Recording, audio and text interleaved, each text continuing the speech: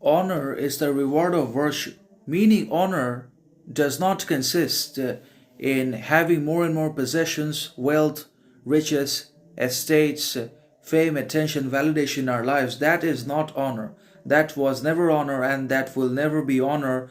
That which is obviously gained, that which is possession, wealth, riches, but that is honor which equals and ends and culminates in dignity, that which is integrity, morality, character, originality, authenticity, understanding, and other virtues. So that means honor becomes possible in ourselves, in our thought, action, ideology, behavior, deed, and ultimately we're regarded and considered as honorable men and women because of our development and practice and execution and adherence to virtue and gratitude, faithfulness, groundedness, courage, all these time. And that means without virtue, we can never become honorable. Divorced, isolated, removed from virtue and from the influence of being virtuous, neither can we attain honor nor can we ever be regarded as honorable by the others in the society and not even by ourselves.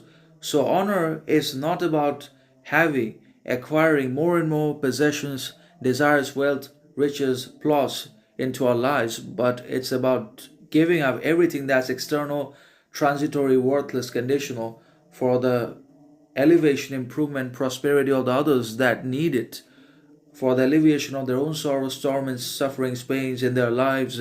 It's about living in the present. It's about not desiring anything at all that does not concern our growth, progress, learning, and constantly working for the others.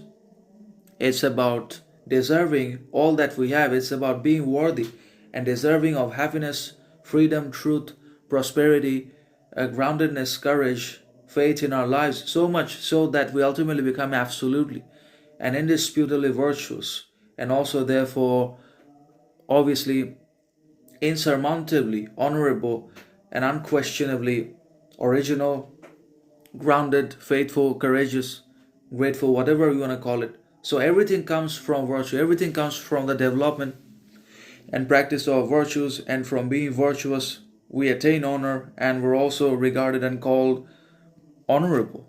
So that's how this works. So if we are not practicing virtues, if we have already divorced and disconnected and isolated ourselves from virtue, from being virtuous because of its difficulties, challenges, problems, and pains that it brings to us, then we will never become honorable anyways. We will never attain honor in our lives because it's about deserving, not possessing